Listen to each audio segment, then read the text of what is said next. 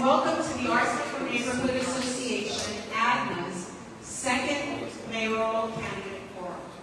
My name is Irene Bigger, President of our association, and on behalf of our board, I'd like to thank the candidates for participating in this public forum, as well as the Miami Design Preservation League.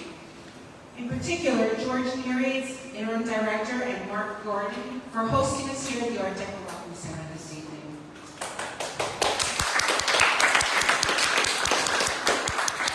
So, as you might have heard me before, ADNA represents approximately 2,000 registered voters from our defined area in the Art Deco district, which is Ocean Drive to Washington Avenue, 5th to 15th Street, and 2 additional blocks north of 15 on Collins Avenue to Lincoln Road. While our unique and famous neighborhood, which is steeped in Art Deco and mid-century history, is surrounded by a beautiful and natural landscape that attracts millions of visitors each year, it's also important for our elected officials to remember that there are thousands of residents that call it home. And as the mayoral role is to be the nonpartisan chief executive leading the policy and agenda for the commission, we are also looking for a mayor that is both a visionary and strong leader that can broker smart solutions for our highly complex and diverse neighborhood needs. We not only expect candor and honesty in this evening's forum, but that the answers reflect a full intention to follow through and accountability once elected. So quickly, just want to go through the format this evening. We have our 2 candidates for mayor here. So in alphabetical order, we have our current commissioner in Group 1, Kristen Rosa Gonzalez, and our current mayor, Stephen Meyer. In the first segment, we will allow each candidate 2 minutes to introduce themselves. We have a clock here that will keep time. Our second segment will consist of questions from ADNA. They will cover 3 topics.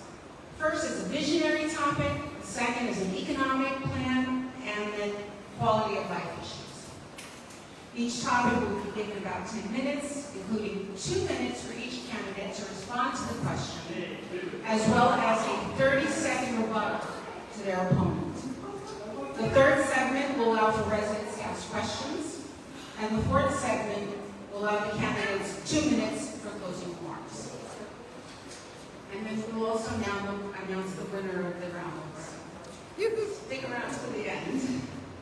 So without further ado, please help us welcome the candidates. And I'd like to begin with Commissioner Kristen Rosa Gonzalez. Please take 2 minutes to introduce yourself. Good evening, everyone. For those of you who don't know me, my name is Kristen Rosa Gonzalez. I live in a house on 46 on Alton Road. It was historic 1938 home, might I add. And I've been a faculty member at Miami Dade College for the past 17 years. I first got elected in 2015 by waving at everybody in New Bridge, as you well know, and also the community to save our historic homes as these large cement structures popped up across our historic neighborhood. Tonight we stand here in our Art Deco Welcome Center, this beautiful terrazzo floor, and we really stand in the center of our crown jewel and Miami Beach's postcard, which is Ocean Drive. Now, for many years, the past 10 years, I believe, we have had some problems here on Ocean Drive. We have lost control of our streets. There was one hotel operator who had a large portfolio and he was dropping his roof rates and he was marketing to the wrong people, and we had chaos. But that is no longer the case. Those 2,000 rooms on Collins Avenue are now being marketed by someone else. And that is very important because that was really our public safety issue. We saved Spring Break together. We passed some wonderful homeless ordinances together, and we did a wonderful marketing campaign called Breaking Up with Spring Break. Only while we did this marketing campaign telling everybody to stay away from Ocean Drive, we never effectively explained to everybody why they should come back to Ocean Drive. And that's where I think I'm different from our current mayor, Stephen Meyer. I have run a business. I opened Cafe Bernie in the back of a waterfront condo with no sign, and I filled it up. Why? Because I understand innovative marketing. The mayor of Miami Beach sets the agenda. He prioritizes what's important, and right now, our economy is suffering. I was walking down Collins yesterday and walked past the block.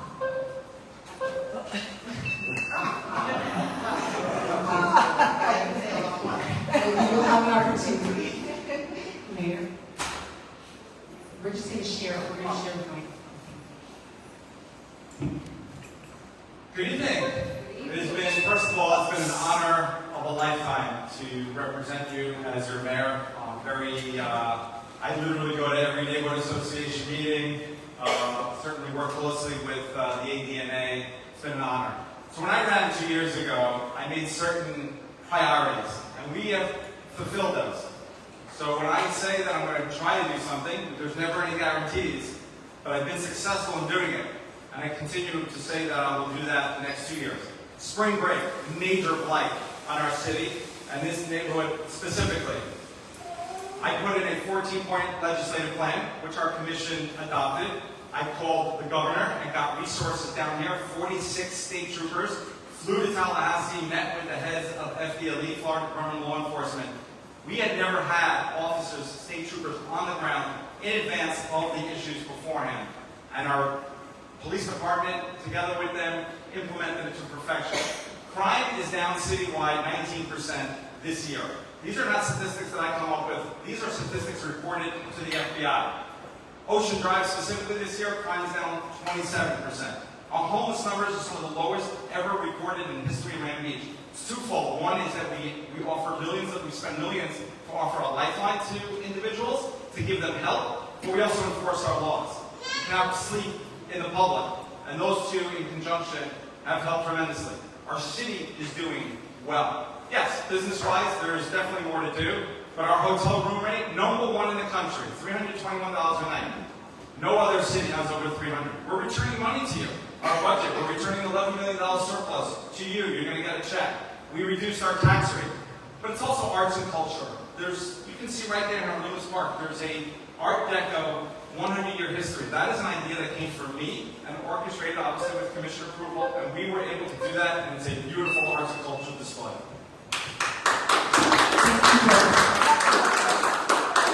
Now we will move on to the main questions coming from our neighborhood association that we've gathered from residents throughout our years of advocacy. First portion is about a vision plan. As we mentioned, we would like our mayor to be a visionary. And we believe that our image here in the historic district, and particularly our crown jewel, Ocean Drive, has lost its luster. So we would like to know, what is your vision for the future of Ocean Drive and Lummis Park? And in your answer, please address if and how you would approach branding and defining our neighborhood's global identity without mixed messages.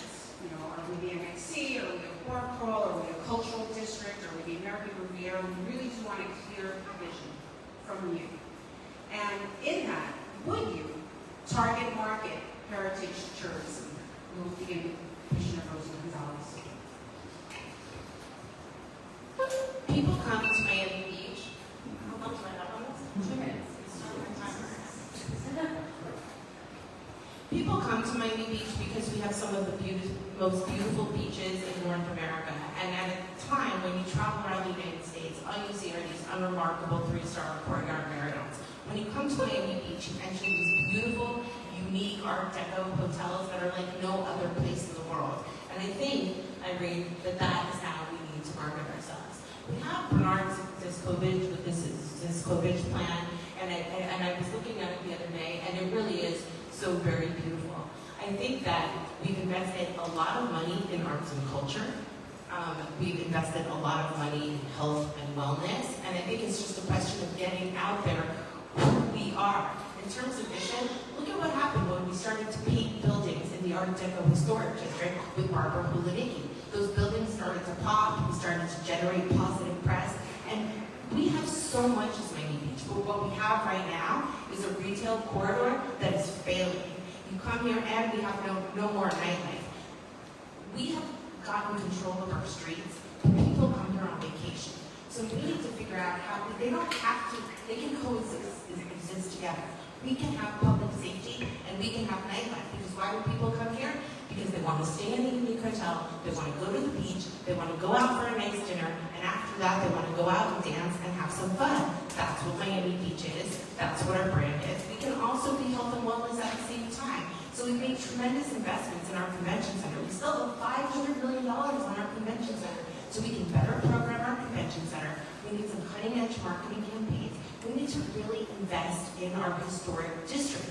The sidewalks, the lighting, and when we show that we love our historic buildings and we stand up to the state of Florida, and developers who have these buildings abandoned right now realize that they're never going to be able to tear these buildings down, that's when you're going to see a real change in South Beach, and that's what I represent.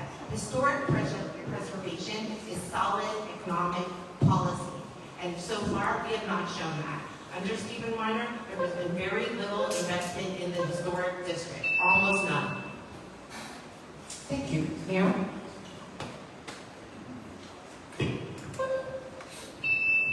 Thank you. So, yeah, we've had meetings with Irene, Jane Crow, we've about heritage tourism, and that's absolutely, Ceci is in the back as well. Thank you. Really, you have a good core here at Ocean Drive to drive the change that we need. Really the first step to me was law and order. I won't get into it. I spoke about that already, but you have to have safety here because people won't want to come otherwise. And that was absolutely hurting our city, and we are cleaning up that image. I hear it all the time. People hear it. I even hear people outside of Miami Beach refer to us as a law and order city. So the rebranding was very important, and we're doing that, and we've done that. Another aspect of rebranding is we have a contract with the GMCBV. They are partly a marketing arm, but under an old contract, they did not spend any of their dollars that we send them, or very little, into marketing. And I was, ultimately our commission passed, and I was a driver on that to make sure that they spend the marketing money. Now, some of that was used on the spring break marketing campaign, but now it's an evolution. Now it's marketing our city in a better way to bring in. But again, there's a lot more to do, but we are a healthy city. The hotel room rates, that's why I say #1 in the nation. We're returning money to you. We are fiscally doing well. The Convention Center Hotel is a game changer for our city because we have an 800-room hotel that's going to bring a level of convention that will not come here now. There are major national and international conventions will not come if there's not an attached hotel. Those will now be coming. We're already getting interest. And that's going to revitalize Lincoln Road, so it's going to have an impact down this on the way, down here as well. There's also a rebranding going on internally among the private market. The Clevelander, for example, actually wants to convert their property into something else. That is not a model that is working for them anymore. So the private market is also going to help us adapt to the changes that have to happen because it's not what our residents want anymore for the most part, and it's also not a model that is profitable for them anymore. Okay, thank you. You will have 30 seconds each for a rebuttal, but if you could, in your rebuttal, also just mention heritage tourism, that would be great. Well, I think we can start off by not saying that we want to give away this building. I heard at a finance meeting the other day, several commissioners who would consider turning this building into something else and kicking Miami Design Preservation League out. I think that this is the hub of who we are. I think that we can improve upon it, add the rooftop terrace. If we wanted to put a pool cafe or concession on the roof, I think that would be acceptable too. But I didn't hear any vision from Stephen Weiner. Zero. I heard nothing.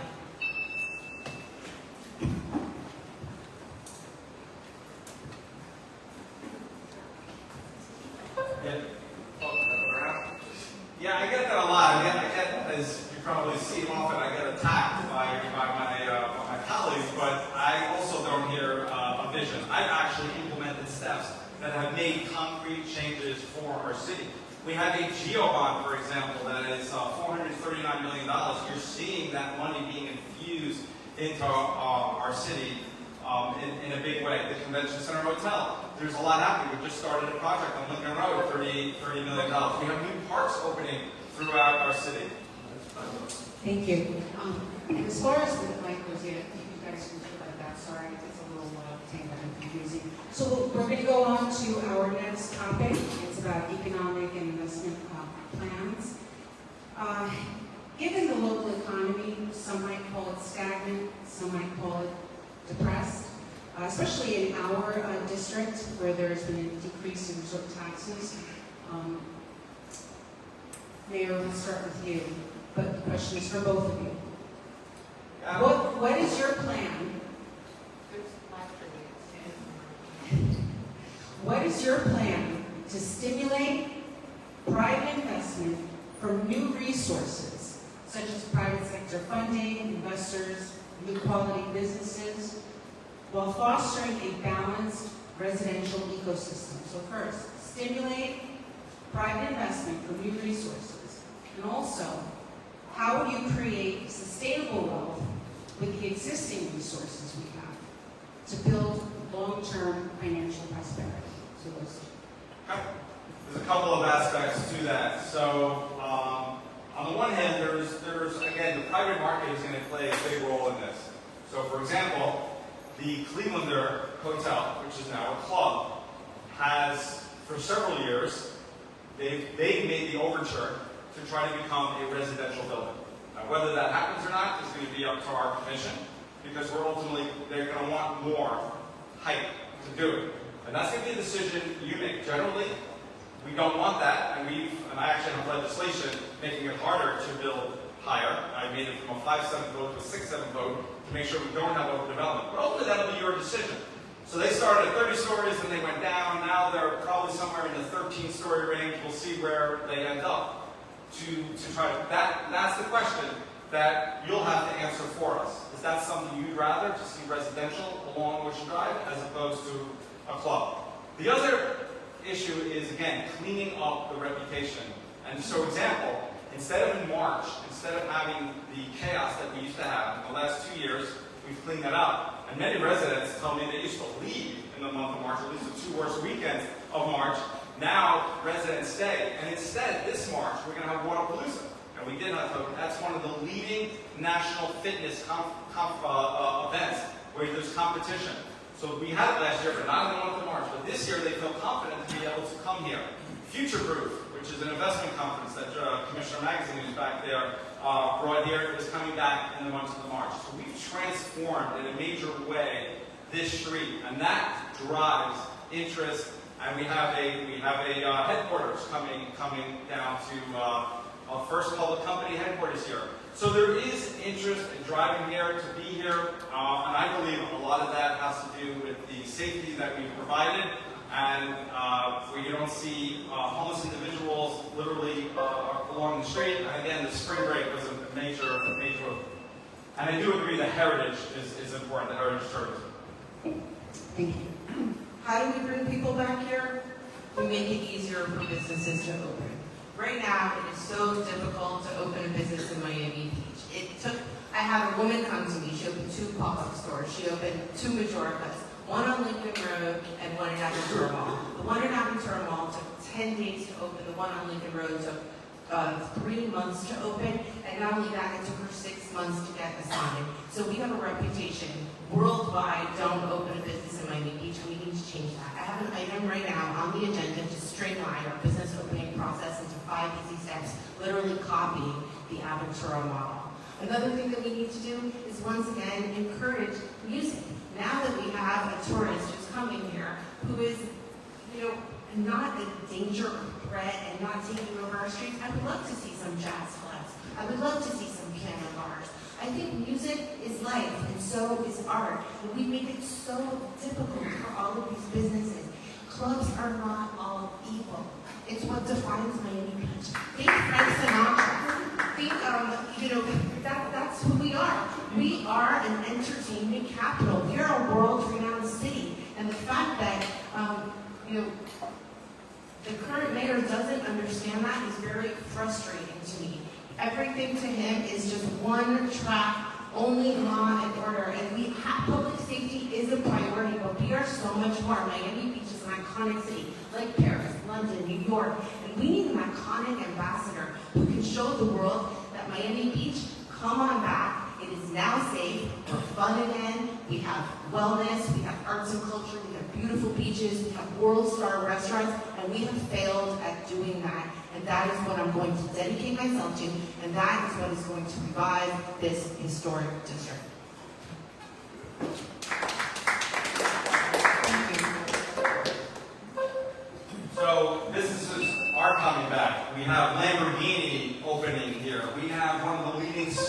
watchmakers opening here, businesses, Amman is coming up. We have first-class, first-rate businesses coming to Miami Beach. So the permitting process absolutely was broken, no question, and it is getting a lot better. I talked literally today to business owners who opened and told me, thank you, it got a lot better than it used to be. We hired a building director. I had legislation from the Deco initiative, which actually pushes the permit process along. Question? What? Photo? Okay. Do you have anything? All right, great. So we're going to go to, one thing I would add, and I have worked with several commercial real estate brokers, is that our economic development team needs to be reorganized a little bit so that we can attract interesting retail. And I think I can find a few small wins. Right now, Collins Avenue is very attractive to people. We have designers like Vivian Westwood that are buying buildings. These buildings that were $2,000 to $3,000 per square foot have now come down to $600 per square foot. I'm going to dedicate myself to find cutting edge, amazing retail from Europe and restaurants that residents want to dine at, and I think that will also make a big difference. Thank you both. Within the same topic, this question is regarding developers. What role do you believe developers can and should play? And in your answer, if you support it at all, please give us your thoughts on Washington Avenue. Commissioner, you can start us off. Well, I don't want to see 15-story buildings in the middle of our historic district. I think that will create shade, wind tunnels, and it's going to take away what really makes us special. I also don't think that developing a lot of residential in the middle of something that's called an entertainment district is right either. There has to be some sort of hybrid, and maybe we can find some residential pockets where we can create some residential, and we have some projects coming before us. But I don't know that putting residential on Ocean Drive in the middle of an entertainment district, in the middle of a tourism area, is a smart move, Mr. Mayor, because first of all, the Clevelander wants to build 13 or 14 stories. I think if we are going to redevelop, we need to make sure that the height restrictions are there so that we aren't shaded, and we need to get our development rates back from Tallahassee. And I have an item on the upcoming agenda to join the lawsuit on Senate Bill 180, which takes away all of our development rights, and this mayor probably won't support it.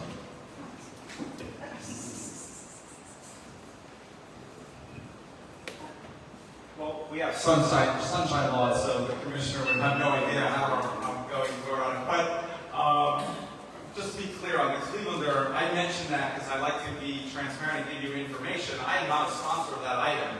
I am just telling you what is out there and that they are looking to do. I'm not a sponsor of that, nor do I plan to be. So, on the, what was the exact question? Just to... What role could they? So, as I mentioned earlier, so I brought this as a commissioner, but it was never called, so I brought it as my first meeting as mayor. I mentioned it that I brought legislation. It used to be a 5-7 commission vote to increase the floor area ratio, which is basically height and density. So this made it 6-7. It's made a difference. We have not had nearly as many applications come our way.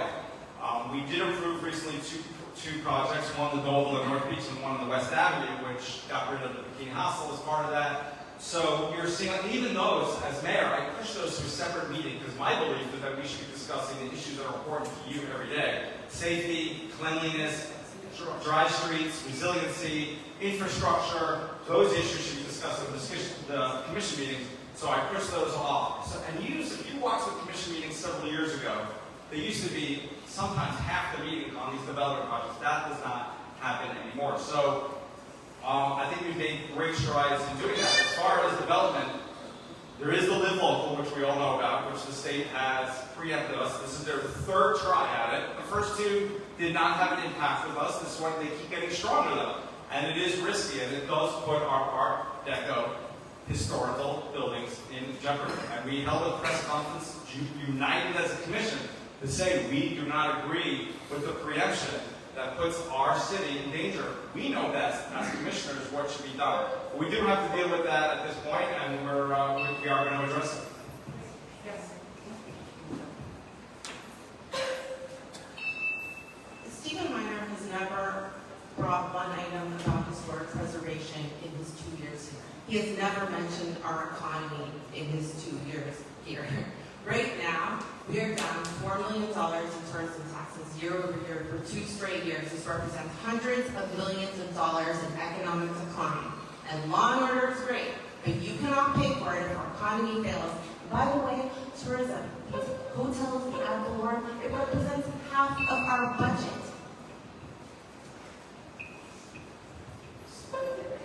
So, no, that is not accurate. I mentioned about the budget that we're returning money to you because if you do not have a healthy city, you are not in a position to return. By the way, it's the first time in 20 years we're returning money to you. Then would be a tax cut, a millage rate. First time in 10 years. Well, since 2018, almost 10 years. We're doing that. That is a healthy city. I actually talk about the economy in our debt. I have the Loomis, I told you about the Loomis, go look at the exhibit. That was an idea that came from me. That is important, and that's what we're driving. By the way, the tax cut and the millage rate, neither one of those were his ideas. I think you should give credit where credit is due. I think this is actually a really good moment to put a question that some of our stakeholders actually sent over to the Art Deco Neighborhood Association to ask on their behalf. It pretty much talks about what we touched on here.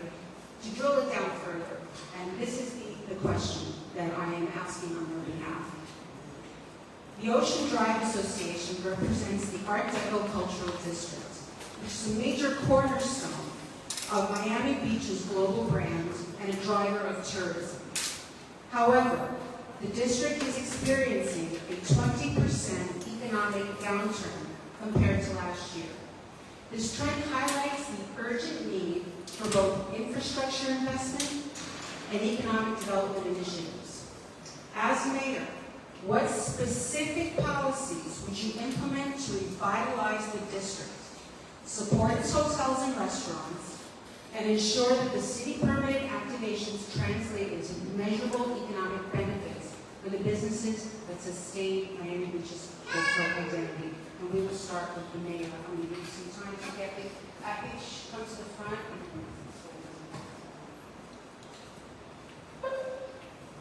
Yeah, so it's never an excuse to say that some of the issues are countywide, statewide, nationwide, but that is accurate. The other thing about the resort taxes that we heard a little bit before, and actually we're up slightly this month as compared to last year, is that when the commissioner mentioned these resort taxes down, that's a moment in time from after COVID when Florida and Miami Beach were one of the few places open. So we had a huge influx, which was really not sustainable because now the whole country is open.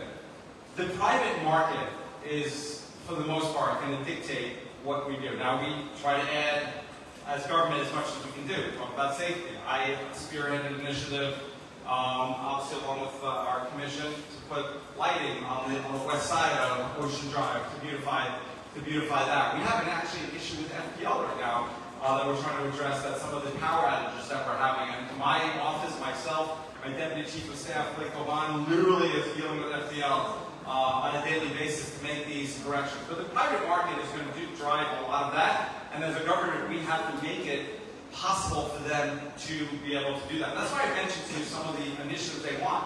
These are businesses that are struggling, not because of the city of Miami Beach. They're struggling because it is not a business model that works for Miami Beach anymore. We are a different city than we used to be. We are a city that is focused on residents, and the residents have really taken control of our city. That was not always the case. And that is driving. So tourism is always going to be a major focus of our city. Absolutely. And we need it. And we're dependent on it. But our residents are also speaking loud and clear as to what we want, and the business are going to adapt with that. That's why I mentioned you what Cleveland's looking to do. Whether they get to accomplish that, I don't know. But that is what's going to drive the economic growth in our city moving forward. This man is going to kill our economy. He has no idea the infrastructure and tourism that we have here. We have a world-renowned city with a tourism infrastructure that unknown to most. We generate more revenue in 33139 in the entire state of Florida except for Disney World. He doesn't recognize the economic decline that's happening. Let me tell you which policies I'm going to put in place. I'm going to make it easier to open businesses, like I said earlier. I'm going to sit down with the GMCDB and we are going to come up with a cutting-edge marketing campaign, and we are going to roll back red tape. Part of this is also the building department, which continues to be a terrible problem. I had a contractor come up to me the other day, and he said, we don't want to work in Miami Beach anymore. All you do is fine us. We have to go to the special master and pay thousands of dollars in fines. We need to fix the building department, and I don't think he understands this. The only reason that people move to Miami Beach, or many people, and especially the people that live in this area, is because you guys love the jazz a little bit, of the beach, of the movement, of the people, and that doesn't have to be a bad thing as you walk the streets. I don't think that, like, we have this arts and culture that we have entertainment, where we have cutting-edge restaurants, but nobody wants to open a business here right now, and we can change that. I will effectively market to the business community that Miami Beach is open for business, and we are going to help you out. And that is something that Stephen has failed to do, or even understand. He's never owned a business in his life, and I do not think he should be managing this $1 billion budget. So, you hear a lot of criticism of me that I don't have a vision, but then you don't hear a vision. So, I'm actually the mayor now and implementing these. Resort taxes are up. Today, I actually put out a video. You can watch it yourself on Instagram. David Grutman has a lot of businesses in Miami Beach, and he actually said that the permitting process recently has gotten so much better that he actually publicly thanked me for that, because it's having new building right there, new initiatives to make our businesses open faster. Commissioner?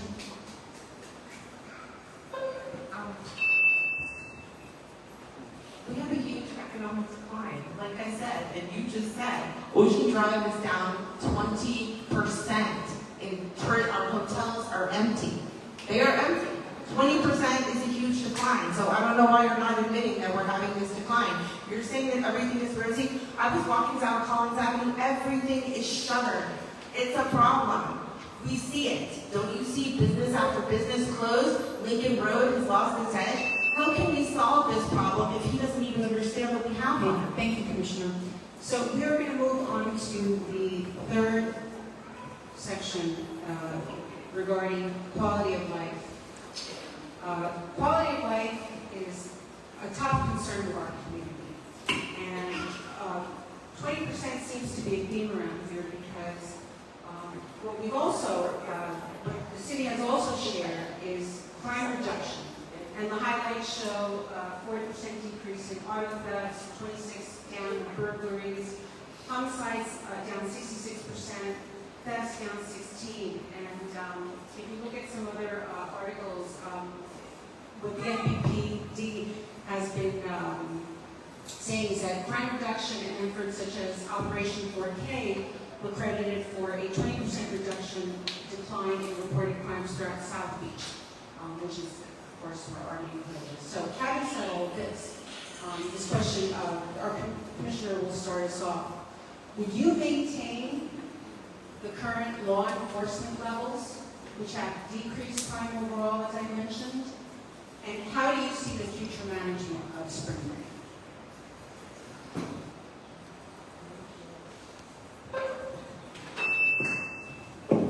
I don't think we're doing enough for Ocean Drive. There are still drug dealers up and down the street on Ocean Drive. I have complaints constantly. We also have a homeless population that is committing 50% of our violent crimes, and up until the last 45 days, when miraculously violent crime dropped by 55%. I'm not sure how that happened overnight, but I think it's because my campaign drew awareness to it. So what we need to do right now is focus on public safety. safety and reallocate more police to Ocean Drive. Now, as mayor, you can really set the tone. We need to demand police presence on Ocean Drive. Recently, I passed an initiative, and for 2 weeks we put a police officer on every corner.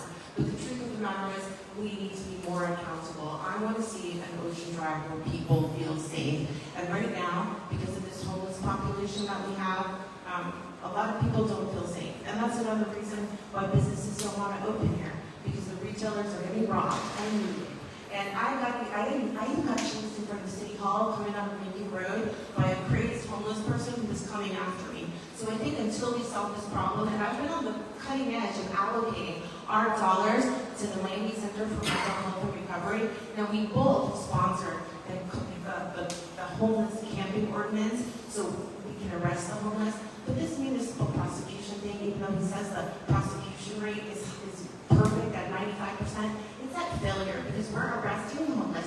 They're back out on the street 12 hours later, and the problem isn't solved. I am dedicated to getting that comprehensive solution so that we have a place to send some people that probably need to be committed and shouldn't be out on the streets. And I think that that's what we need to focus on, and not this municipal prosecution, which really isn't working, and it's costing us and the county a lot of money, and they can't stand it. Mayor? Yeah, there's multiple dynamics to this. So I'm extremely proud of those numbers that you hear, and it's less in all in about 2 years. There's a lot more to do. But crime is down citywide. Our homeless numbers are some of the lowest. It's gotten better. It's gotten a lot better. It's not just the data. People tell me all the time that they feel that the city is absolutely moving in the right direction. But there's a lot more to do. But how does that get done? It's through policy. So the prosecution program has actually worked much better. We were at 8% success rate. I had to delve into that. We were at 92% success rate.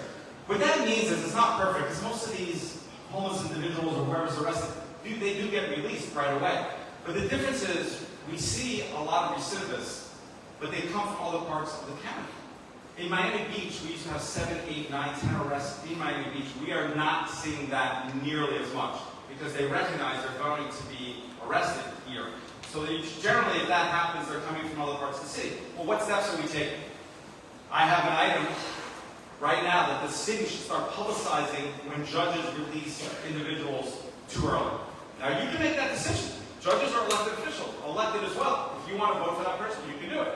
But at least we should publicize it, not in a nasty way, but say this is what happened, and you make the decision as part of the electorate. Drug dealing. I have an initiative to bring canine drug detection dogs. They're passive. They're not going to hurt anybody. But I spoke to other police departments and then met with our police chief, and he liked the idea, but we are not doing that right now. So we have to put it in the budget, and we're actually adding that into the budget as well. I have an item. One of the issues was with drug dealers is that this county has to test it and then gets prosecuted. If the drugs are not tested, it cannot be prosecuted. And what was happening is the county was short-staffed. So I brought an item. We're going to embed a person as part of the Miami Beach Police Department into the county forensic lab, so we make sure that those cases are tested and we can prosecute them.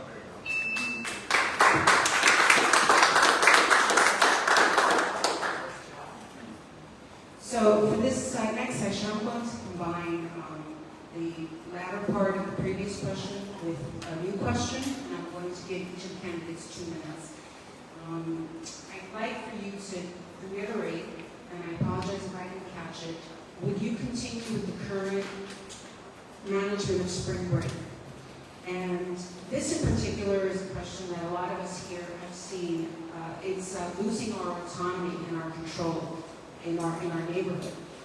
We've seen it from statewide level with the buildings, with our Deco historic buildings, but also even with the safety on Ocean Drive. And the question basically is, can and how would you take back control of Ocean Drive from the county charter to give us full autonomy or more to take care of our own safety issues? And I'm going to bring this over to the mayor, the commissioner.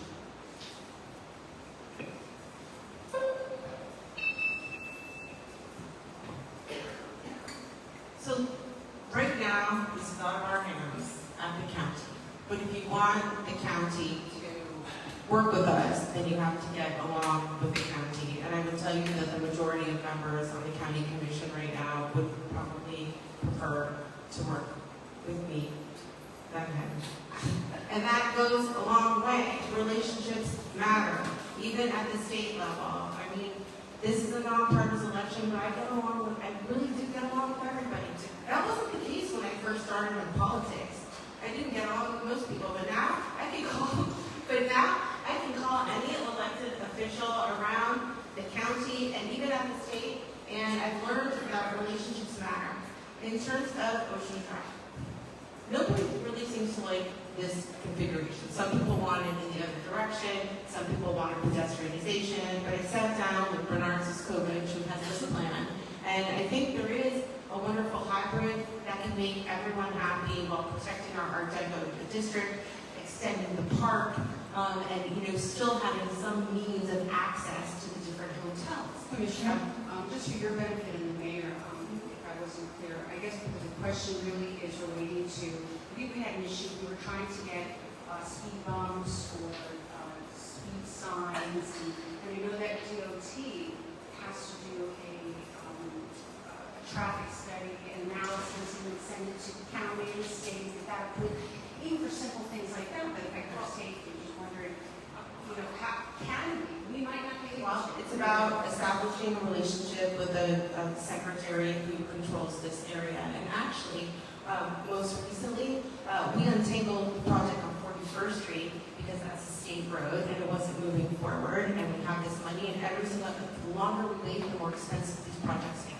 So we've been holding these meetings with all the stakeholders at the state level. We found there were 100 variances involved, and we were able to sit down and untangle them. And I think we can do the same thing with Ocean Drive, but it's understanding who the stakeholders are, bringing them to the table, having those conversations, and I think we can push that through, but I also think we need some better organization at City Hall that we don't have right now.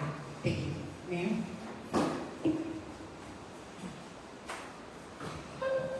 Yeah, again, it's very easy to lobby accusations which are not accurate. I have great relationships. I mean, again, we talked about with reaching out to FDLE and dealing with them, but also our sheriff, Rosie Stutz, who's outstanding. And right before spring break, I got wind that they were going to have the amount of county officers we were going to have here. And I reached out to her. We had a meeting at City Hall, and we got it straightened out. We got the same amount, including one of their elite units. And so the relationships are important, and I have all of them. It's a tough issue because generally, to wrestle control from another entity, for example, FDOT, the state, or the county, very difficult. Nobody's going to cede it. But there is a process. It's lengthy, and things are attainable. We have added slow streets in certain areas of our city, and you have to work with them. There's been a little bit of a shift. Stacy Miller was with the state. She's now with the county, and there's a new person who's with the state. Again, those are relationships. We've had meetings, and we're going to continue to do that and try to get where we want to be. And partly it has to be, we have to get the support from our commission because it's not going to happen if our commission doesn't want it to happen. So, for example, the whole one-way issue.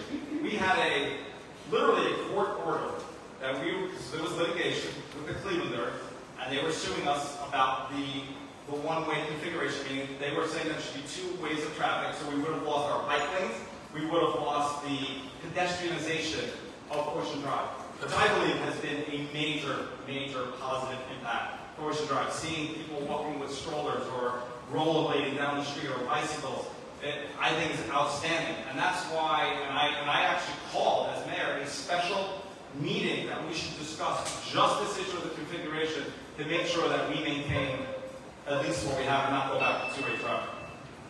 Thank you. On to the next question. This topic we discussed with both of you at ADNA as an association. You're very well versed in how we feel as an organization. It is the special events in our neighborhood. While we appreciate the reason why these special events want to come and see us, we've always said that we are prime real estate with a fragile infrastructure and there needs to be balance. So our question to you, and you will have 2 minutes and then 30-second rebuttals each. Will you review all recurring special events from 5th to 15th Street to determine which should be either reimagined or eliminated, and which should continue in our area or be relocated, so that they're not competing with our local businesses that are having problems? You know, there's a reason. My personal and talking to our board members and others in the community, we see that. We see that they are competing with these special events. It's also overburdening our infrastructure, and it is not only diminishing the quality of life of residents, but also the visitor experience. So we'd like to understand, what would you do to help us with that, to have more balance with these special events? Thank you. And we can start with Commissioner. You're talking about the large activations that take about a month Yes. to build. Yes, I can understand how that's frustrating. That contract for Lewis Park is with the Cushing Brothers, and I do think over time, a couple of events have grown into events that are programming the beach constantly. We're talking about the Sobe Food and Wine Festival, our Basel on the beach. The South Beach Seafood Festival isn't as egregious, I think, because it's just a quick pop-up. But I can understand how that could be frustrating. And I think there could be a way to limit the amount of these large events that we do have on the beach, so that the people who live in the condominiums, who have to deal with the delivery trucks and the build-out. And by the way, you're not the only people who feel the same way. The neighborhood in Palmview that lives in front of the convention center has the same feeling. As they build out Design Miami, they lose their park for, a couple of weeks. So we've been able to take over that park and also shorten the amount of time that build out occurs. And I think we could probably do something similar. I think it's just a question of sitting down and figuring out what works for the residents and capping the amount of these large events with the large constructions on the beach. I do know that people love to go to the beach during Art Basel and see these large events. So I can see both points of view. And there has been an over-commercialization of public space in Miami Beach because everybody wants a piece of it. Every little piece of sidewalk has a cafe on it. And I do think that our real estate matters, that we don't always hold people accountable. So I think that we can put stricter rules in place for the building out of these events and also cap them and shrink the amount of time that they're allowed to build these large build-outs, which is probably one of the most egregious parts of all of it. Thank you. Yeah, the Art Deco Neighborhood Association has been very vocal, to say the least, on this issue, and our commission, I am hearing loud and clear on that. And it's going to happen, it's happening for 3 reasons right now. And I will give you my commitment that I and my team will review each one of those. But it's happening, it's already reducing for 3 reasons. One is because of ADNA, that you don't want them, so we have to be more judicious in that and respecting the will of our residents. But it's also because we're also rejecting some of them now. We're just flat out rejecting it. And third, a lot of them came here because we were incentivizing them to be here as a substitute for what could be worse. So we don't need to do that anymore. And also, it's costly to us as a city. And our city commission as a whole has made the decision that we need to become leaner and thinner. And we're looking, and that's why we're talking about the tax rate cut, the surplus funding that we're returning to, because we are doing that. We're not looking to hand out. I actually, not that long ago, was on a call with our city manager with volleyball, which was a very nice tournament, actually. The Kings and Queens, I think it was called. It was actually a very nice tournament. But that being said, they wanted a significant amount of money and resources from our city to be able to do it. So you have the question of, do we want to continue these events? Generally, we're hearing no. And 2, why should we be paying, if your business model is not self-sustaining from a profitability standpoint, why should the city be sustaining it? We don't need to do that anymore. So I think that's a lot of credit that we've been able to clean things up, and we don't need to do that anymore. Just another point. Yeah, the competing with the local businesses is also a very good point, because you have these outside events, other than the RNC show, which obviously we will continue to maintain as a pivotal event for our city. But we do not want to be paying for one-offs to come and compete with our business. Thank you. Before we do remarks, just for the record, our association, I can understand it's a little confusing, but our association in representing residents, visitors, businesses, is that there is a fair process, an actual process, where these events have to meet certain criteria. And that criteria for us is how does it benefit our community? That fair fees are paid because it is our infrastructure that is fragile and is being used. And then that these events are quality events. It's not that we don't want any. It's just that we want a better process to make sure that, even if that they are spread out more, some can be relocated. We don't want them to leave Miami Beach. And we humbly ask for a process more than anything. So, Commissioner, would you like to rebut? Are you good? Yeah, okay, all right, great. And then the last question that we have is regarding the GEO bonds. Mayor, if you could just let us know, and the Commissioner, how would you, 20 million, and it's been a while, but how would you prioritize allocation of the $20 million GEO bond to improve our image and quality of life issues? And with this capital improvements project that has been going on for a while, how can you help us get this to the finish line? So, again, we can insert the mayor on that, because it's a very important, it's an infrastructure project in our community. We don't know where the money can go now, and how can we get us to the finish line? Thank you. So, we had a GEO bond series of 3 different allocations for capital improvements, public safety, $439 million, and those projects are in the works. They have gone too slow, no question about it. We have a new city manager. When I say new, it's been about a little over a year, but that is a definite priority that I have been meeting with him and discuss with him. Also, it's coming up to commission meetings. And generally what I do is, there's a lot of items on the commission, and when we need direction from the city on different infrastructure or capital improvements, then I bring it forward so we can get all 7 of us the buy-in that our city administration needs. David Gomez is now the head of capital improvements. Those are issues that I'm going to have to drive, and our commission is going to have to drive them forward.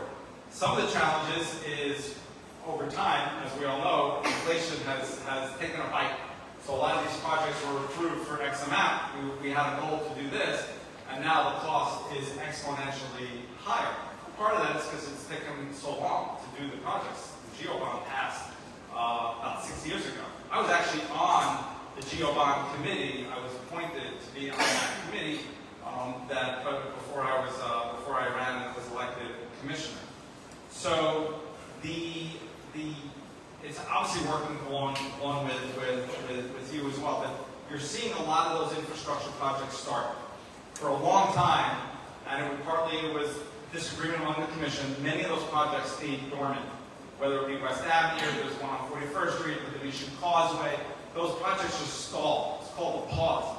But we've been able to jumpstart those projects in the last couple of years. You see the work being done in real time that's making those improvements. We also have legislation making it harder to make changes, so those projects are going to continue to move forward fast. Thank you.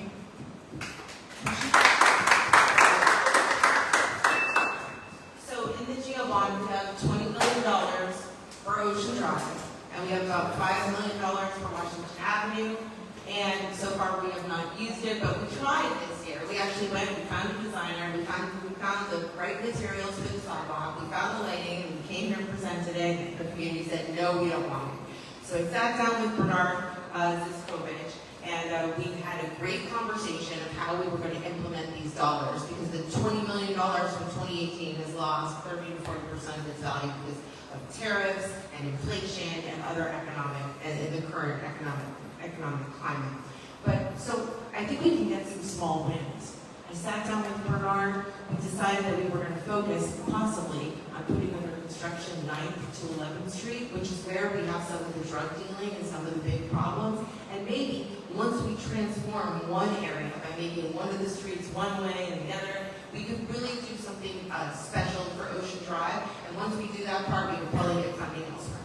In terms of Washington Avenue, I sponsored items to get new sidewalks and lighting for 2 blocks in Washington Avenue to see what that looks like, and I think that investment is going to make a huge difference. But me and my office, we traveled out to the Florida Department of Transportation to discuss Collins Avenue and how we were going to beautify Collins Avenue. That's more complicated, but we do have GeoBond money in it to put new sidewalks and some lighting on Collins Avenue, but we have to make these investments. And our capital improvements department was completely gutted. Should I even say? I'm not even going to say it. Let's just say that our city manager, who was really organizing and spearheading all of this, was kind of forced to resign from what I would call some bullying. And when she did, every department director left with our parking, public works, capital improvements people, and that's why City Hall has been so good. Thank you. Thank you, Commissioner. Yes, absolutely. Yeah, I don't bully, so it wasn't me. There was a commissioner. It's long, but when Alina Hudak was, by the way, I called her the other night. We had a great conversation. She's a good friend. She's actually working with FIFA now. But we had a transition. This was literally around the time I became mayor. And we had only 13 departments were filled. We have 21 departments. You cannot run a city official. Luckily, we had a transitional city manager, did a nice job, and then Eric Carpenter got hired. Every one of those department heads were filled. One unfortunately had leave for a medical emergency recently, but we have filled those and we are getting work done. Commissioner, would you like to say anything else? I would say that city manager, if you talk to her, said that following the mayor's election, he never returned her phone calls, and since she said she couldn't work with the mayor, she resigned because she had nothing else to do. And that's what she told me. I don't think she lied to me, but honestly, she was moving our city in a great direction.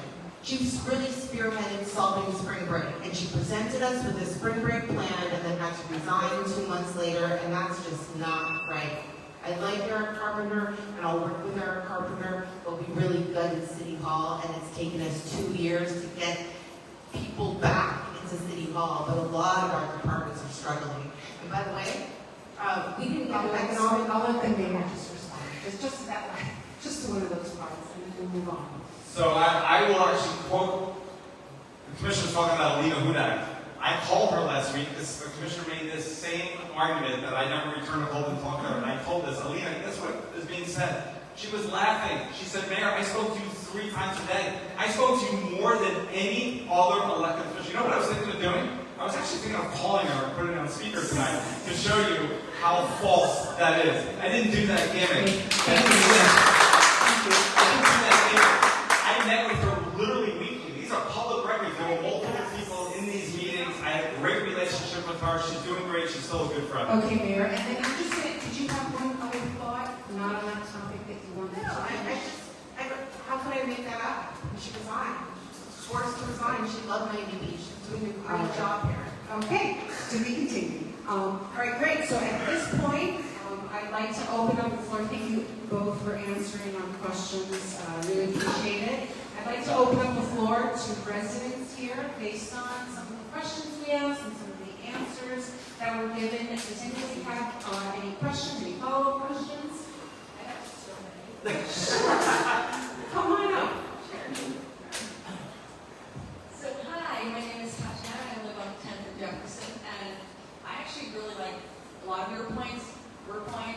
I want to follow up real quick. You said you want to focus Miami Beach's future on like health and wellness, and I really like that because I think following like especially Gen Z, there's a lot of studies that they're not drinking, they're not smoking, they're really. I'm not Gen Z, I'm way too old, but I really like that. I think the whole world, America, is shifting towards healthy and being healthy and wellness. What would you do in Miami Beach? Especially, I think we need to focus more like building like health clubs, wellness events, and also I think it's very sad that Miami Beach is one of the only cities that does not have a weekly farmers market.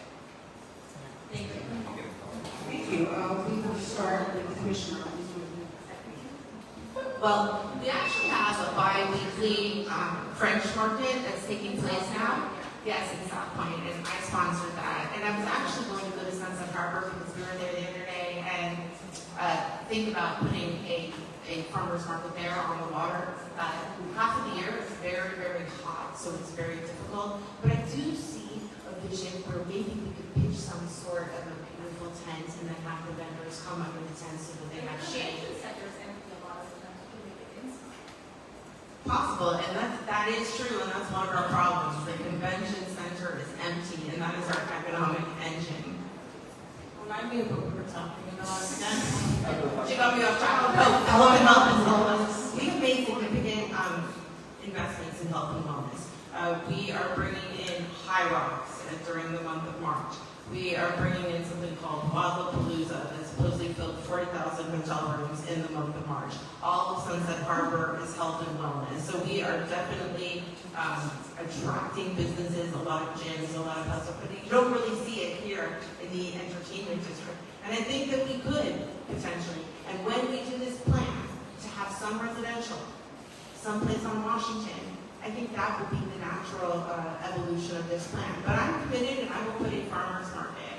And then, did you make a note, please, for me? And then, I will sponsor a farmer's market. And then I just paused your time. We still have time, Commissioner. What I want to do is just piggyback off of your question. It really is a good point that there is a downtrend, that's the word, where Gen Z, there's less alcohol. Our city is talking about going more towards health and wellness. So being that we are, we're still trying to figure out our identity. Are we mixed-use entertainment district, our cultural center? How does that play this question with we are, and how do you feel about that? I mean, I think the vision is that we can have it all. You can go and have a wonderful workout, go to the beach all day and have a great time, and then at night, if you choose to go out, whether you're drinking or not, you can also do that. And I think we can be all of these things as long as we focus on public safety, and we do continue to send a message out that if you're going to come to Miami Beach, we welcome you, but you are going to follow our laws. And I think that under that principle, that guiding principle, that message, and an effective marketing campaign, I think we can be all of it, and we are. Yeah, go to Sunset Harbor. The entire neighborhood is health and wellness. Thank you, Commissioner. Mayor? We are making incredible strides on fitness and health and wellness. And I often say, because I get interviewed a lot about this, is that we are, one of my goals, and we are heading in that direction to become one of the leading fitness destinations in America. For example, I'll get Blue Zones is something that we're trying to get. Commissioner Tanya Bott spearheaded that initiative, and she's working hard on it. But that is also gives us a reputation to be that health and wellness and eating right and all that encompasses. But we're making other measures to do it as well. Obviously, we have Muscle Beach.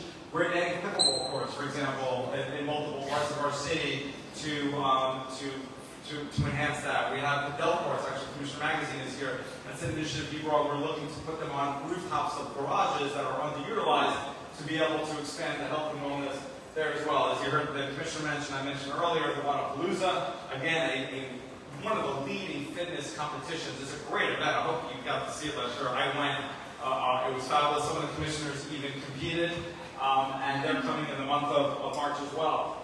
But even our parks, for example, we just opened Bayshore Park recently. That had been a space that had been dormant for decades, and right in the heart, in the middle of our city, and now that is open. We opened Ocean Terrace Park in North Beach, and Flamingo Park, which is not that far from here, is undergoing a transformation. I had always been against moving the fire station there. Our commission has now come together and said that is not an appropriate space, so we're going to keep that pristine and the track and the station. But we're also revamping Flamingo Park. We just added pickleball courts, and we were both there for that presentation. We're revitalizing the softball and baseball fields. So we're putting a lot into our parks and public spaces to make sure we have those amenities for health and wellness as well. And you're absolutely right about the less alcohol. I was actually going to get into that when we talked earlier about some of the issues on Ocean Drive, and that is an absolute reality of what is happening nationwide. And overall, it's a good thing, but obviously it's a transition for the private market as well to adapt to those trends. Thank you. Oh yeah, lots, yes. So you want to take the phone something? And that I just want to, with many might not know what you have done as a commission, but we'd like to focus on what will you do next and the future of where you want to take our community. And one thing that I forgot to add is that we're getting an Aloe store, but not just a store, like an Aloe yoga studio at the end of 16th Street on Lincoln Road, and that is going to be transformative for that area. And I'm really excited because it's an area where we have a lot of homeless, a lot of crime, a lot of activity that the residents there are very excited about. What am I going to do?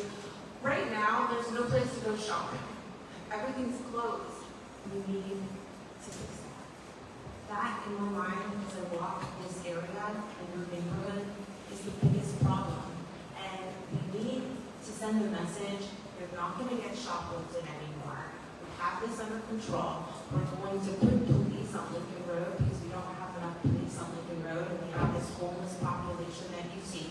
And once these businesses feel safe, and we cut the red tape with a 5-step plan, like I'm talking about, and we have to fix this, the building department. The building department is one of our biggest issues. We are punishing the contractors that are working here. They really don't want to work in our city. It's very difficult. It's more expensive to build and do any kind of work here. And we have a very complicated approval process, especially even just getting your sign up. These are things that I'm going to focus on. I'm going to focus on our economic development team, commercial leasing, the homeless population that is wandering and roaming Lincoln Road and this entire historic district.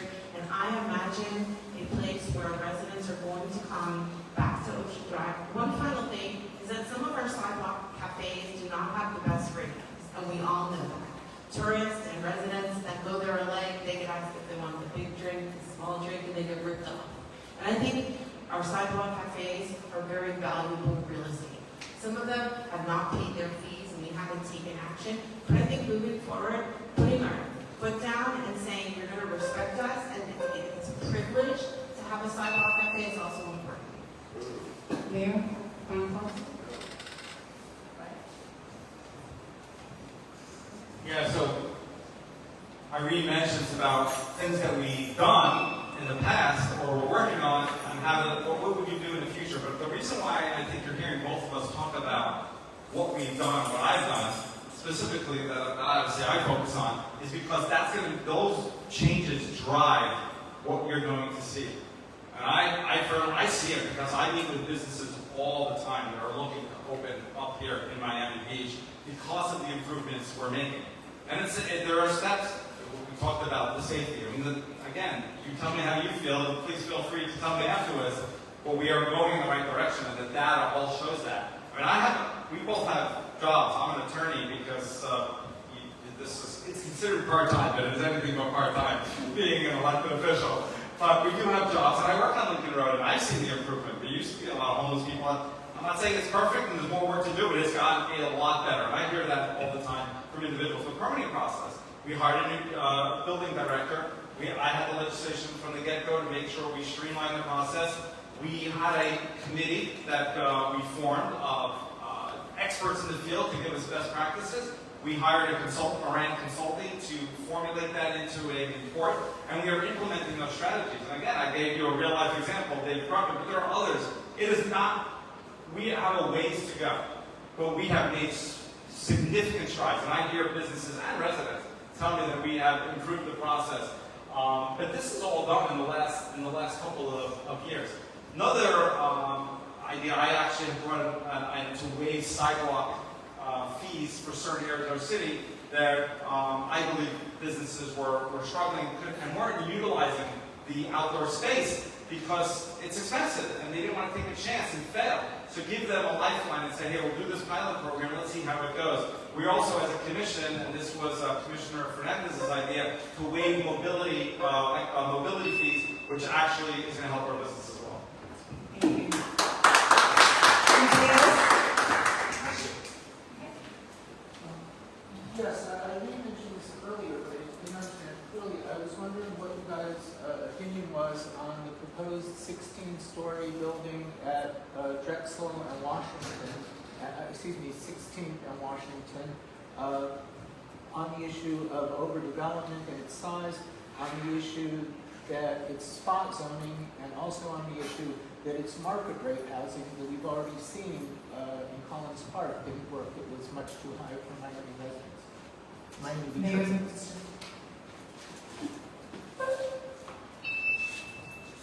So this is not an item that has come to commission yet. So I focus, when it comes to commission, I do as much research and due diligence as anyone. But if you can give me some more specifics, is that a live local item?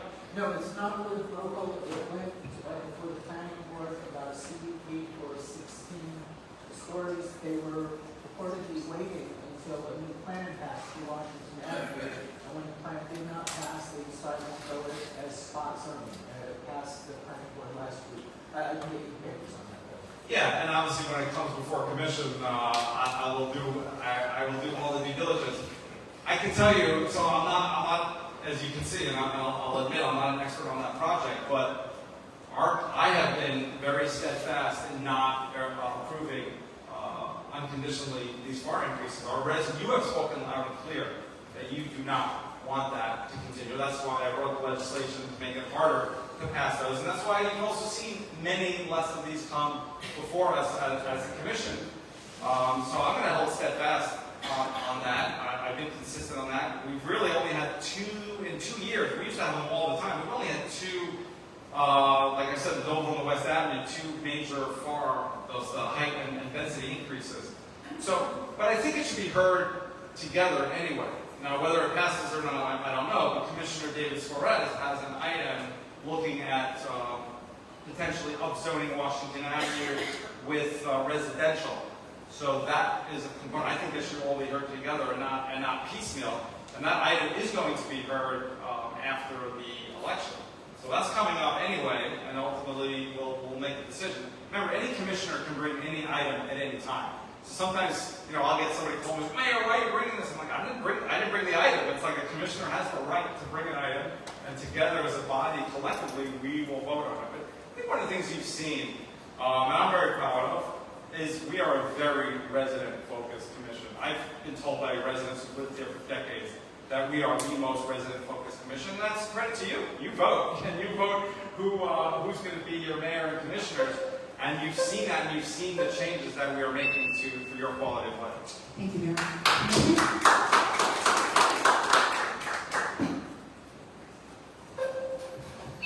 I have been very discerning when it comes to development projects in Miami Beach. Since 2015, I have voted for 3.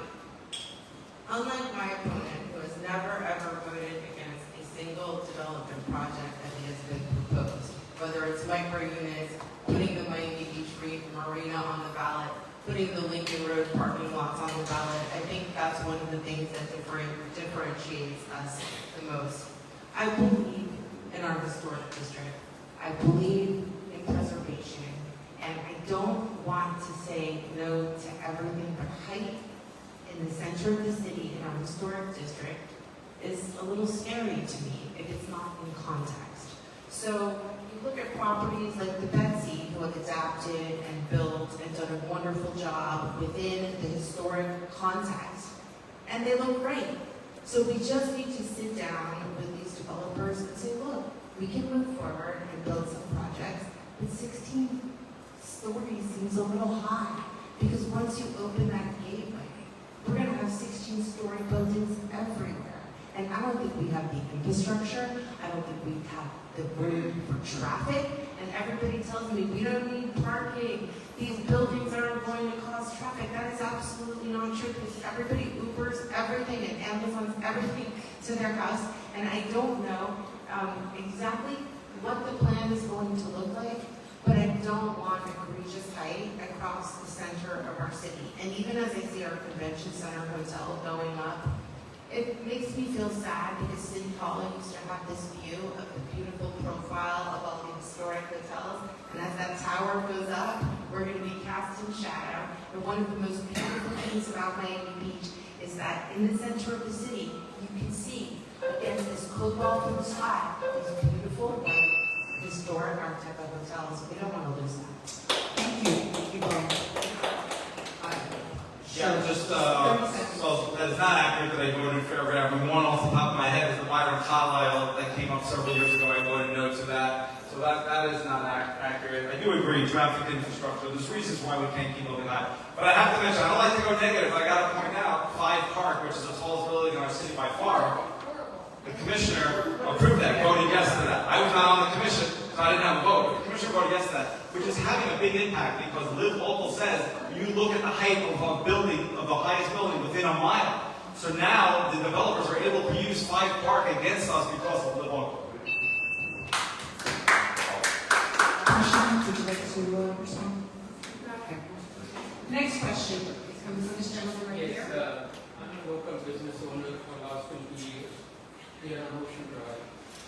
And my wonderful experience with commissioners and mayor and other commissioners, I go to city, this is so blessing.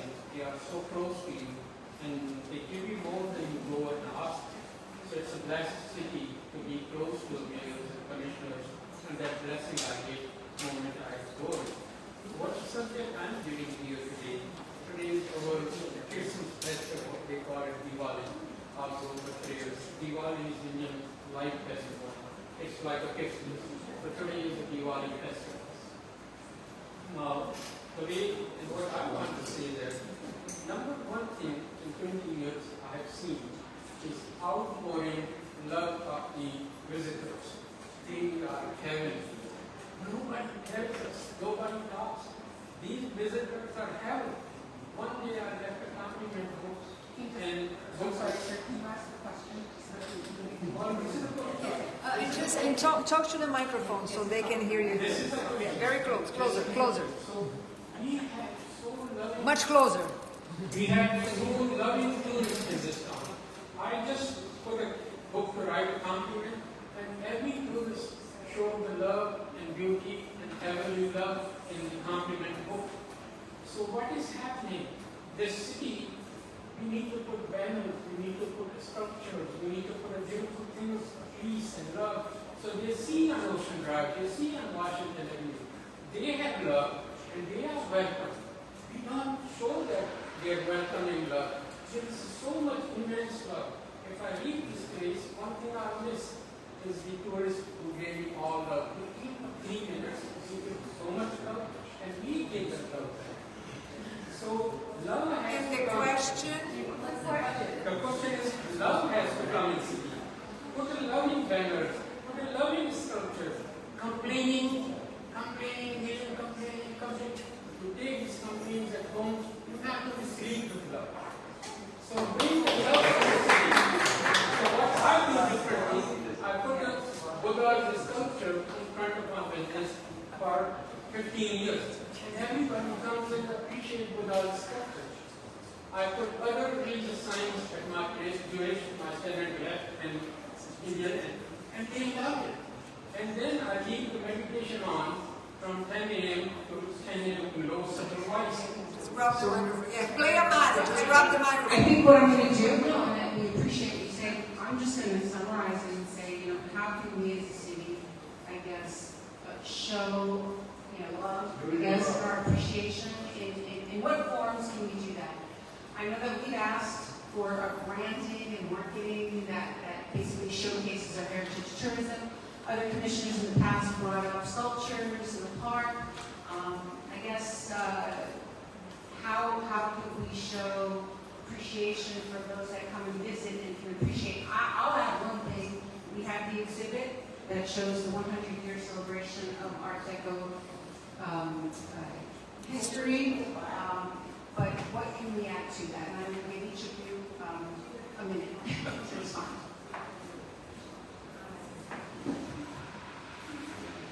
It was very sad to see a symbol of love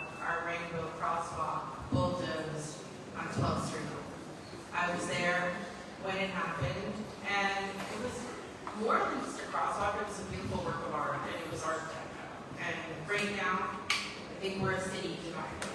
And I want to thank Stephen, because we're not necessarily going negative tonight. We're having a spirited debate, and we're showing the differences between the two of us. And I think that's important for everybody to know how we differ. I think right now in this campaign season, as you see, it's about setting the example. We've seen some of the commissioners on this dais horrifically attacked. The gavel has never come down to protect any of us when we're getting attacked by one certain commissioner who thinks it's okay to bully everyone else. And as mayor, I will not allow that to happen. That gavel is going to come down. You are not going to be able to attack one person, and you're certainly not going to be able to attack residents who come forward to speak. Right now, people do not feel like they can speak at City Hall, and that has to change, and that's how you set the example of love, inclusion, acceptance, because that's who we are as a community. Did the commissioner answer your question? Did the commissioner answer your question, sir? Yes. Okay. He's clapping, he's clapping. So I'll answer your question first, and then I'll use my rebuttal. But we do put in, for example, we have the orchestra that comes by across from the Betsy, and that's something that was privately done by the Ocean Drive Association, thank you, Ceci, and others. But our city actually contributes to that as well to keep that going. You see, during the holiday season, we have the beautiful, I mean, it's magnificent across the hotels and the businesses. And that's something the city has invested heavily in.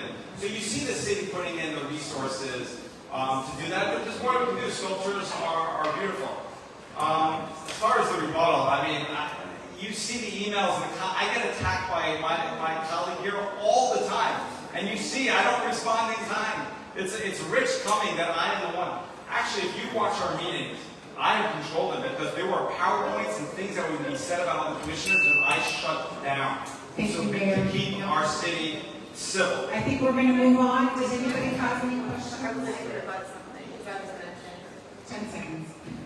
What email attack were you talking about? Everyone. I think pointing out the differences between the two of us is what a political campaign is all about. And I think we think very differently about development, about the economy, about how we see the world, about our ideology. Okay. And that's the big difference between the two of us. That is not an attack. That is just pointing out our differences. And that's Just for the sake of time, I just wanted to move you forward. Ma'am? Yes, I have a question, can I ask it? Yeah. I am I just have to say, board. our previous, I'm sorry, I don't like to say these things, but I have to respond when I get. Our previous mayor literally had to call time out because of my colleague would cause such disruption in the meetings. These are all public record, you can watch them, and he literally had to call a timeout in the middle of the meeting. That is not civility. I brought civility, and I will also respond. There were people come to our meeting. You can watch the meetings yourself. These are all public.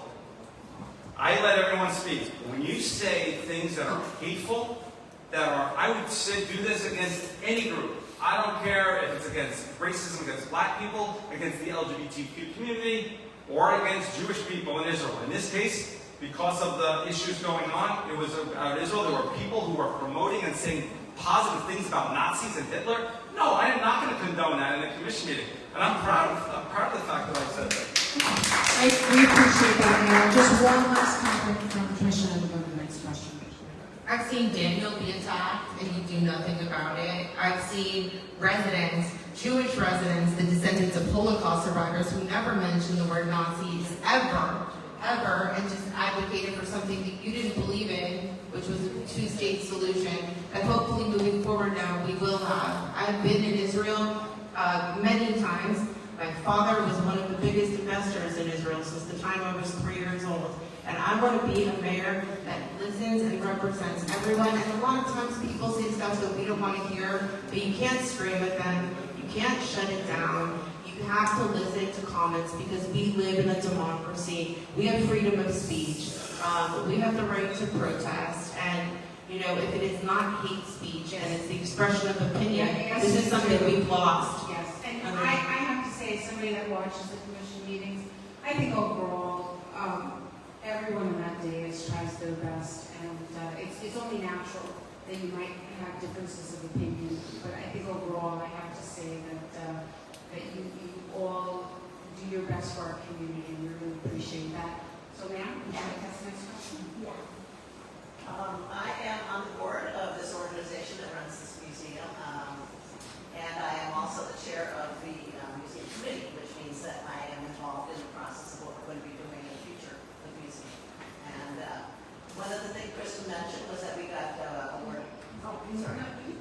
No, just closer. Can you hear me now? Okay.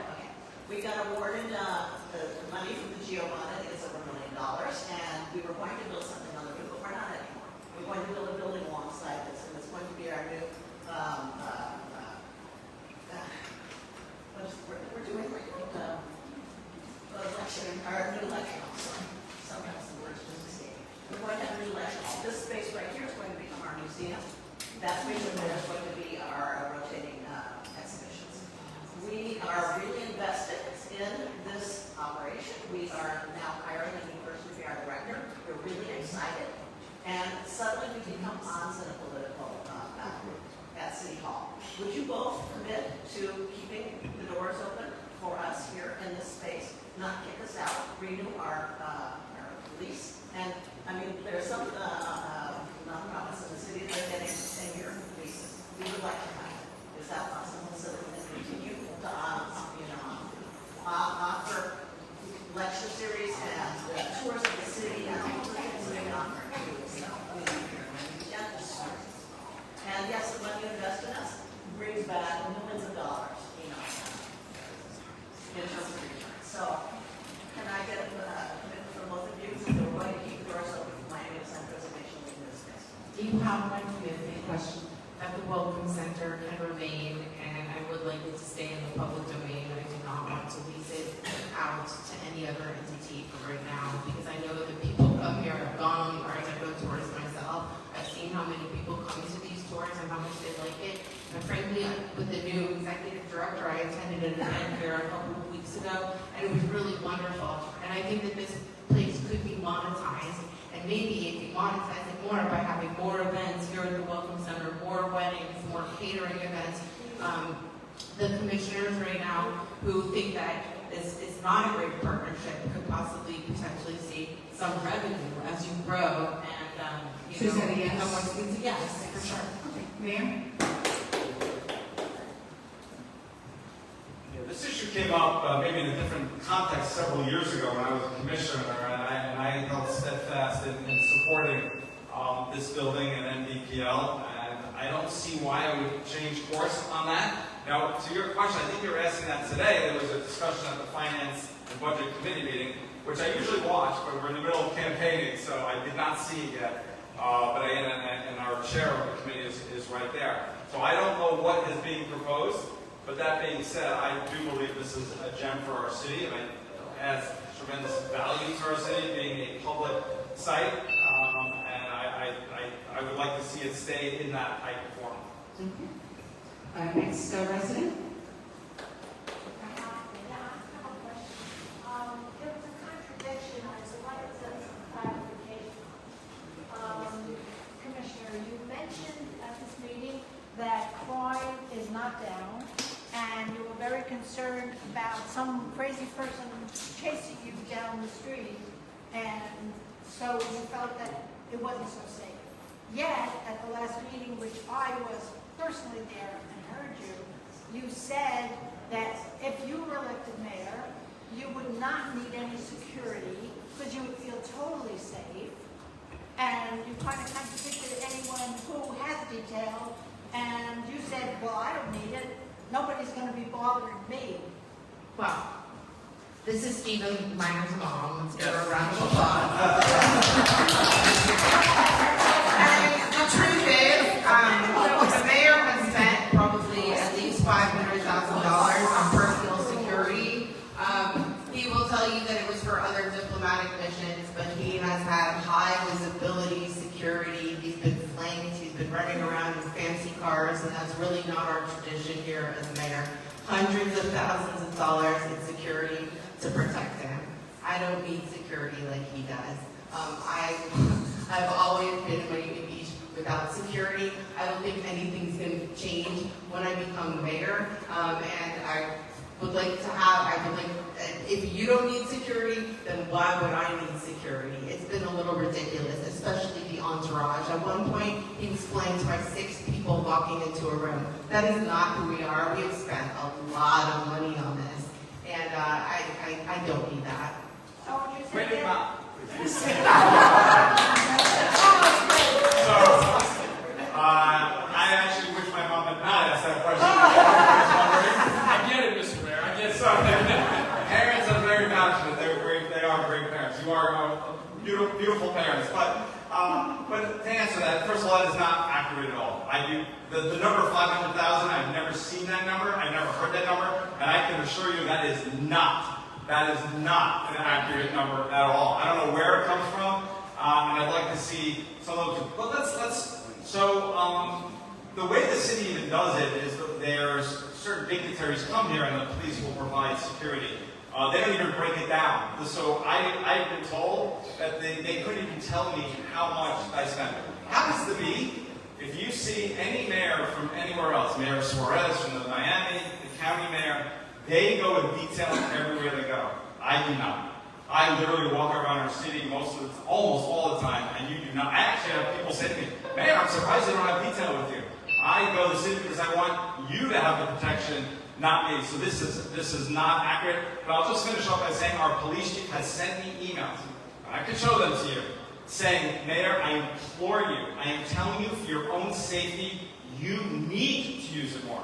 And I still don't use it as much nearly as they want to, even though our police chief is telling me that I should. Okay, thank you both. Thank you to the residents involved.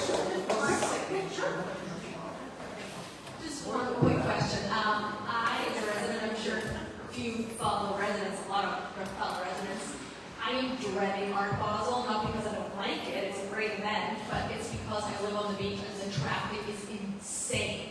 Do you guys have any solution, any ideas to a solution? Like, I suggest a traffic, what's it called? A tax, a fee to come onto the beach if you don't live here and you don't work here during Art Basel. Like I don't know, like a $10 fee to drive here, because it is standstill on West Avenue, it is standstill on Washington. It is insane. Thank you. So we did two things last year that made a big difference during our Basel. One of the things was my idea, and one was the mayor's idea. My idea was to equip the convention center with a couple hundred bicycles that we never had done before to encourage people going to the convention center to get on their bikes instead of taking cars. And that worked a little bit, but we were at failure and standstill, and I almost went nuts too. It was terrible. I almost drove over a median at one point. We also, both of us, have co-sponsored and invested in this water taxi. The city of Miami Beach has committed $600,000. The state of Florida has committed $600,000 to the water taxi that we're going to use again during our Basel. And I traveled to downtown, and I got downtown Miami to also commit $600,000. So we are both committed to an efficient water taxi operator. I know that this is something that we agree on and feel very strongly about. Would you not say so, Stephen? Okay, so anyway, We had it last year. we have a plan. I know, but 15,000 people did ride it. We had the additional bicycles, and it is one of those times where it is. All of our streets are at failure during that time, so I understand that.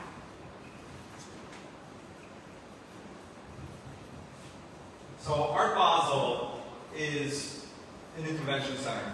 What happens is, and the reason why there's so much traffic is really beyond Art Basel. It's all the other pop-up events that happens. I actually brought an item along with Commissioner Hernandez several years ago when I was commissioner that maybe we should limit the amount of the ancillary events. And I still think that's something we should look at. It does get overwhelming. We did put in this short-term water taxi system that worked really well. On the water taxi, I had brought this forward in 2020 and I've been working on this for 5 years, and I'm very grateful for the commissioner's recent efforts and keeping and helping. It's really a vision I had for 5 years and getting funding. And ultimately, we're bringing what we get a competitive bid. We have a solicitation, and we're going to looking to bring that to Miami and then expand it north and south throughout our city. Great, thank you. So we are pretty much toward the end of the debate, and I do have some lightning round questions, if you would mind. They're pretty much one-word answers, yes or no. It's just a handful. So the first one is, I'd like to ask both of you, you can answer at the same time. Which traffic pattern do you prefer for Ocean Drive? Just, what do you prefer? Do a two-way, one-way, full pedestrianization, a hybrid, promenade? Just some sort of accessibility. We don't know what that looks We know that there's a study, but, and of course that's in the hands of CIP right now, they're doing a traffic study, but what do you think is... What I think, and this is based on the feedback I hear from you, the residents, is the one-way works pretty well. If we shut it down to, if we opened it up to two-way traffic, many of the businesses would love it, but you wouldn't, and we lose our bicycle lanes and all that comes with it, the rollerblading. The problem we have is if we shut it down to full pedestrianization, which I'm not adverse to, but we got sued on that, and the businesses say that, especially from the hotel side, people can't get in. So we have to come up with some really comprehensive plan to... So, current, you're with... I am very happy with the Commissioner, current. what do you prefer?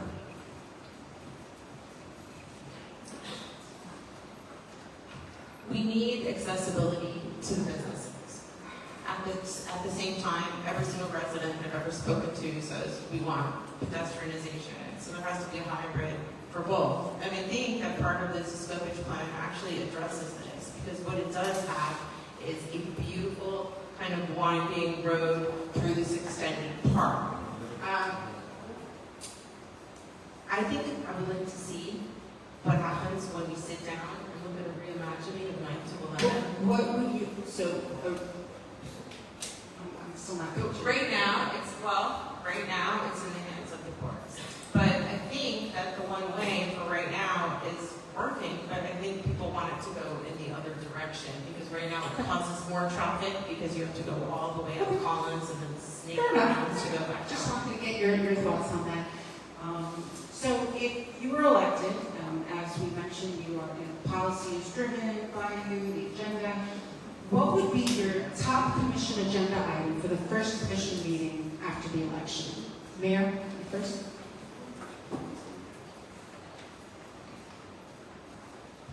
Well, we have so many items. I'm very active legislatively.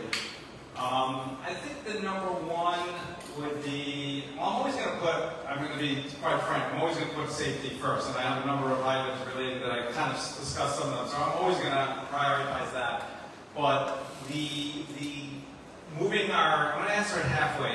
Our capital projects, moving them faster to get the infrastructure and the beautification of our streets, and also the economic development, because we do have a lot of interest coming from our city, from the private market, and we are seeing that, and we need to continue to cultivate that, incentivize it to make sure we can close the deal and bring them here. We see some of those items actually on this meeting's agenda.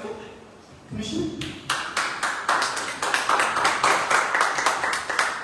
On day one, I want to sit down with the GMCBB and talk about a marketing campaign that works. We did try some positive marketing campaign and it didn't stick. And I think we need something that goes as viral as breaking up with spring break, but in the other direction. You know, those campaigns that were like, it's better in the Bahamas, something like that.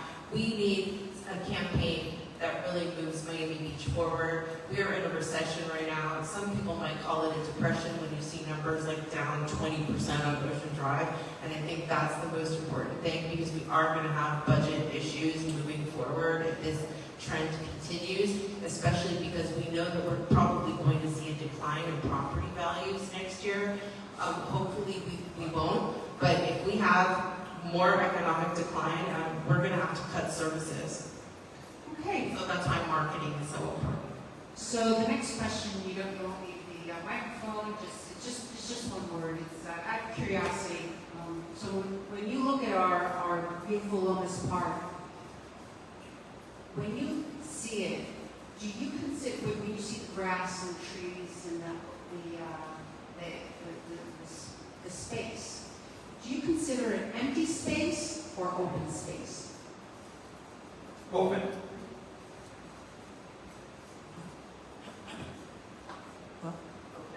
Okay, great. Green space.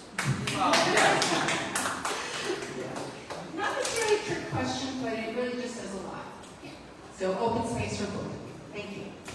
And lastly, with there's a lot of mayoral races throughout the country, and we've already seen, after COVID, a lot of businesses coming down to Florida for many different reasons. Would you, as mayor, how would you do this? Reach out to some of these businesses to come down. And what would be your sales pitch?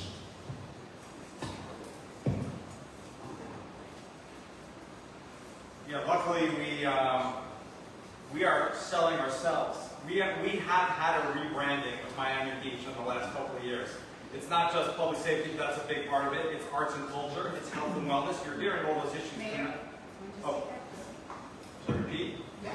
So we are having a rebranding of Miami Beach in the last couple of years. It's the public safety issues that we're talking about, law and order, a safer city. It's the arts and culture that we are rebranding our city. It's the health and wellness that we are bringing up in a big way here. So we are rebranding that, and we are already seeing the interest.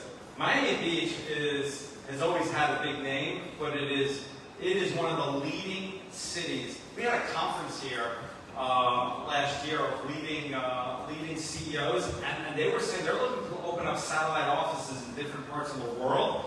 And they were saying Miami Beach is at the forefront. It was in California, New York used to be a hot spot, but now they are looking to Florida, South Florida, and certainly Miami Beach to open. In some ways, we actually don't have enough inventory. Some of it's family offices. There is some inventory. Some's opening up. We don't have that much, and they get it filled quickly. So it is reaching out. I do that. I actually have meetings all the time with businesses and industries that are looking to relocate here, and obviously we put them. We make sure we have the processes set up that they feel comfortable that they can move here, and it's happening. It's happening in real time. Thank you, Mayor. Commissioner?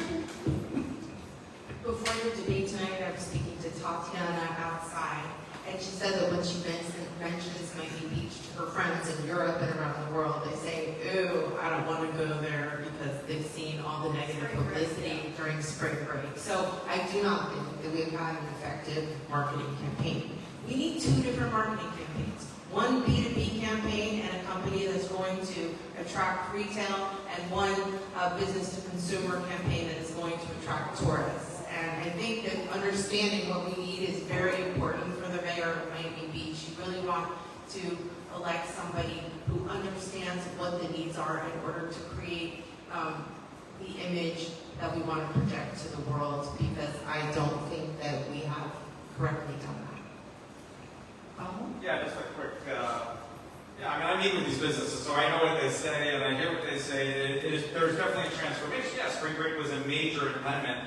Headlines in Europe, It was crazy. The last 2 years, we that was great the last 2 years. yeah, no, it was great, and we had to do that. Now, some people may still have the image, but I think the word's getting out there. They do know, and I do agree. The marketing campaign has to. I mean, we're in agreement on this. The marketing campaign has to sell Miami Beach, and that's part of what I started off by saying. The GMCBB, there's a significant portion of the budget now set for marketing, which had not been the case several years ago. This was several years when we modified the country, and I was a driving force behind that, because you have to have positive marketing to be able to effectuate that, and so we're in agreement on that. Okay, great.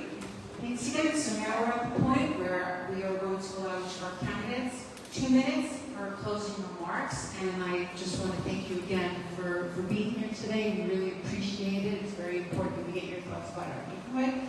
And with that, we will begin with Commissioner Rosa Gonzalez. We live in one of the most exciting cities in the world. When I travel and I go elsewhere and I come back to Miami Beach, I feel so grateful to live on this island. Right now, though, we are facing existential crisis. We've had our development rights taken away from us by the state of Florida, and we've seen a commission that is not fighting back. I am going to be a mayor that is going to stand up for who we are, understand that we're a tropical island and we should not become a concrete jungle. I'm going to market us effectively, and I'm also going to lead us forward in a unity that I don't think we have right now. And I think as I've traveled and I've seen the results of our campaign so far, and the people that are coming out to vote, they agree with me. They agree with me that we have not been going in the right direction, that we have some bullying on our dais that needs to stop, and I think you need a strong person to be able to push back on that. I think that's who I am. For the past 10 years, I have fought for Miami still recognize where you are. When you live in downtown Miami and you drive around and you see the development there, it's unrecognizable to me. And they've done that without adding green space or parks. I plan to protect. You know that you can count on me to understand, value our historic architecture, understand who we are as a city, a community of Cuban exiles, the gay community, our descendants of Holocaust survivors. We have always coexisted together peacefully without the kind of division that we currently have. And that's the beauty of Miami Beach, and that's what I plan to retain and regain, because we've lost it. We have lost who we are, and I think that's why people are coming out to vote. They want it back. Thank you. So, I see a city that's actually united. The disunity comes from outside of Miami Beach. Some of the things that are being forced upon us that we try to counter. But as far as Miami Beach is concerned, we have obviously very different demographics in our city. And I see a very homogeneous city getting along really well. But unfortunately, as electeds and as residents, we need to counter some of the preemption issues that we face. And we do it. And we're going to continue to do that. I started off by saying, I'm going to conclude on it as well. I say commitments, but I tell you what my plan is, what my goals are. And when I ran for mayor, I said, my goal is to make Miami Beach the safest and best city in America. And people literally, some of my closest allies would tell me, Mayor, well, I was commissioner at the time, but what are you talking about? Miami Beach is the safest city in America? It's impossible. Why are you even going there? Look at spring break, look at this. But we are heading in the right direction. We conquered the spring break mayhem. The numbers tell you that crime is going down. Our police force, we are fully staffed in our police force for the first time in at least 30 years that are being told by our police chief. That is not an accident. It's all the things that we do. We have a great police department. Morale is extremely high. I'm very appreciative to get the endorsement from the police department and the fire department. And there's a reason why we're fully staffed, and that's going to have a positive impact on your life. Most cities around us are short 15% in their police force. We are not, and that's going to mean more police visibility. We are heading in the right direction. I've told you what my plans are in the past, and I've fulfilled them. I'm telling you what I'm looking to do going forward, and I'm asking you to give me 2 more years to be able to continue our positive momentum and to continue on the success that we are having as a city.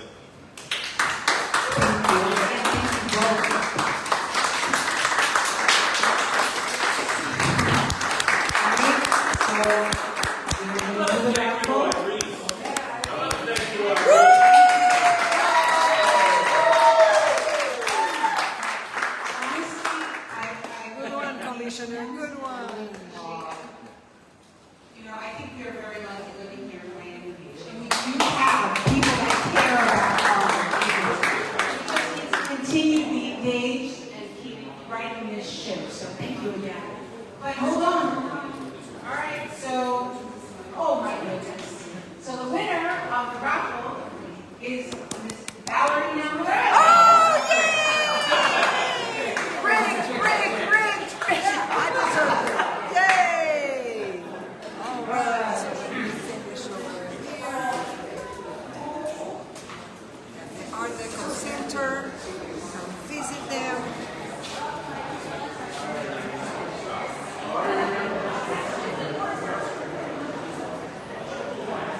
Okay, I have to finish. It takes a while to press the